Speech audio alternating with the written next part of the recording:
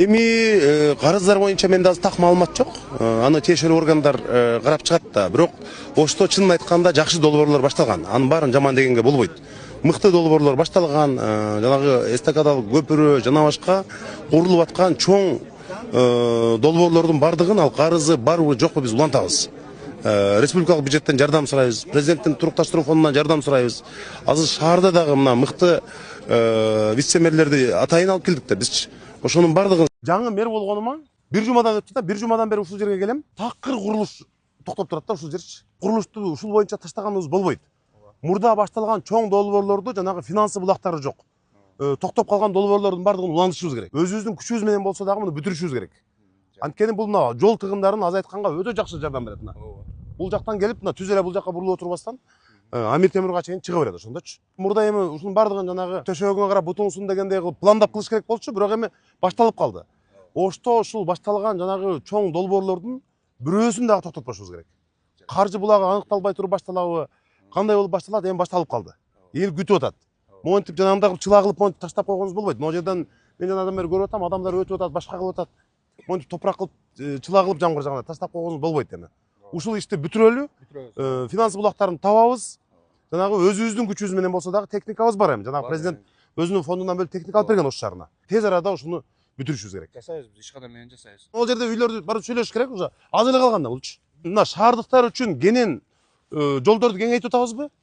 Жагымдуу шарттарды түзүп атабызбы? Ага мамлекетке, элге керек болуп атат.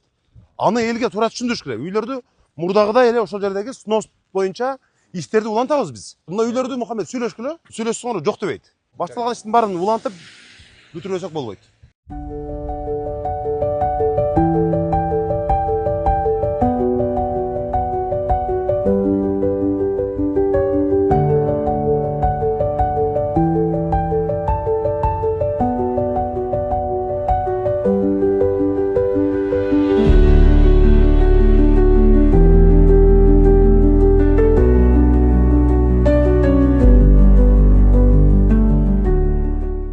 Саламатсыздарбы, эжекелер, кандайсыздар? Жакшысыздарбы?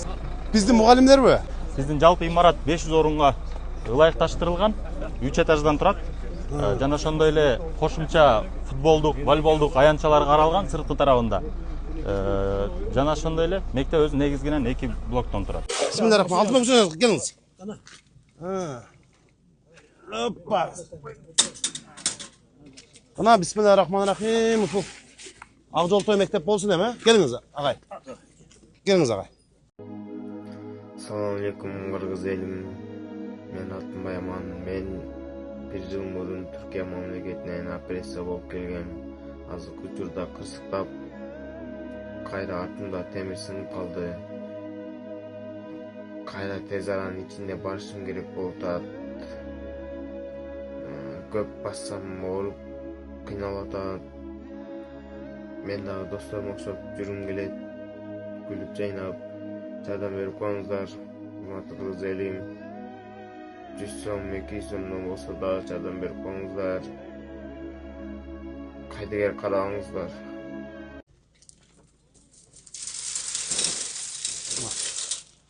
Мына кел.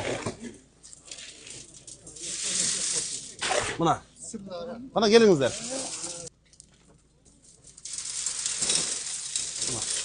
Мына бүгүн абдан бир жагымдуу жаңылык болуп атат. Кудай буйруса ушу Жолон Мамытов атындагы мектепке бир ири заманбап кошумча корпус баштоо алдында турабыз.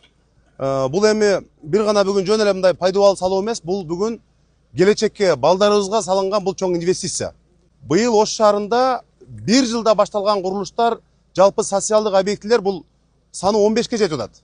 Президентибиз Садыгул Кожоевичтин демилгеси менен Ош шаарына билесиздер 10 мектептин чоң масштабдуу 10 мектептин курулушу башталды.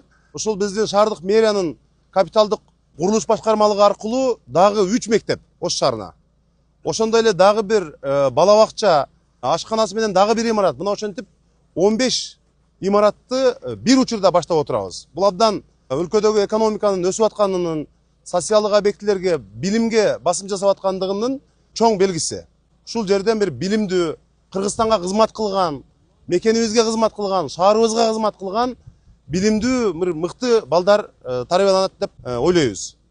Кудай буюрса ушул мектептин кошумча корпусун ийгиликтүү аягына жеткирип, каражаттары өз убагында бөлүнүп, ушул биздин ушул жердеги жалпы элибиздин биздин келечек муун жаштарыбыздын окуу шарттарын жакшы кылып түзүп берип, ушу балдарыбызга жакшы көңүл буралы деген ниеттебиз. Урматтуу Төлөкөн айылынын тургундары, мына быйыл Төлөкөн үчүн ооматтуу жыл болуп атат.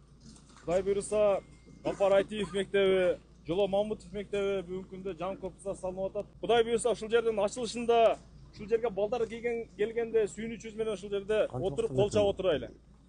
Elin yurtuga daim ağ emgak kıl. Рахмат ага. Senin emgeğinde yeri bağlasın. Daim. Рахмат. Buna senin niyetin turluluğu ne geliyor bak. Erteki günkü bizim geleceğimiz falan çaka ne öyle şeylerimizin geleceği. Zaman uçlardaki uçlarga uçu жақшына мектеп салынып атат. Сіздерге күш қоятын. Daim жақсы işler бола берсін. Рахмат. Айтқаныңыз келсін. Айтқаныңыз келсін. Thank you very much. How are you? Are you okay? Англисче атаандаштык бардык кесип ээлеринде. Азыр врач болсоңор дагы, инженер болсоңор дагы, эмне болсоңор дагы бул англисче керек. Дүйнөгө чет өлкөгө чыкканда бардык жакта англис тили керек болот. Англис тилисиз азыр болгон убактыңарды, мүмкүнчүлүгүңөрдү албетте эне тилди билиш керек. Жаңы технологияны, анан сөзсүз түрдө англис тилин. Спорт залыңар эмес ана? Саламатсыздарбы? Кандайсыңар балдар? Ушко булар? Кандайсыңар? Саламатсыздарбы? Саламатсыздарбы?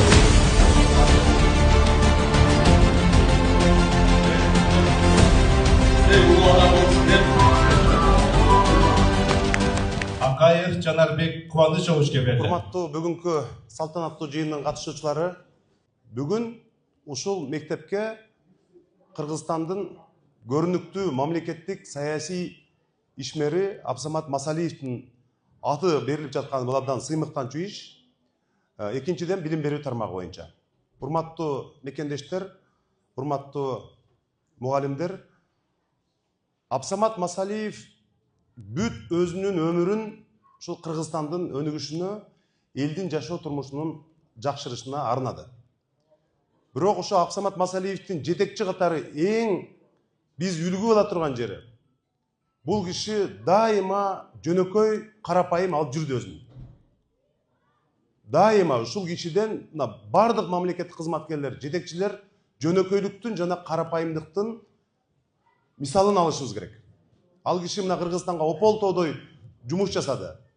Бирок дайыма ушул билим берүүдөн баштап айыл чарба бардык тармакта үзүрлүү эмгектенди. Анын уулдары мына Исхак Масалиев жогорку кеңештин бир канча жолу депутаты болду. Капара кабыза турат. Ошондуктан бул мектепти Абсамат Масалиевдин атын алгандан кийин, болдай капиталдык оңдоп түзөө иштеринен кийин дагы сапатына, билимдин маанисине, маңызына бүт жагынан көңүл буруп, биз таштабай дайыма карап турушубуз керек. Мына урматтуу президентибиздин тапшырмасы менен Ош шаарына азыр 10 мектеп курулушу башталды. Бул мектептин дагы капиталдык оңдоп түзөөдөн өтүш үчүн 82 миллион акча бөлүндү. Мына ошону эми жакшы сакташыбыз керек. Анын үстүнө Абсамат Масалиевдин атын алып жүргөндөн кийин биз дайыма көңүл бурушубуз керек.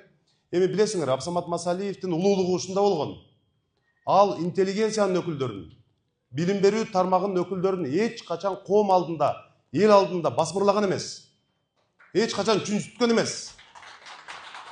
Ал билимдүүлөрдү, окутуучулук жамаатты, мугалимдерди дайыма коом алдында ардактап, сыйлап, аларды үлгү катары көрсөтүп жүргөн. Биз мына ошол кишинин үлгүсүн алышыбыз керек дайыма. Анан урматтуу мекендештер, албетте инфраструктура бул абдан маанилүү.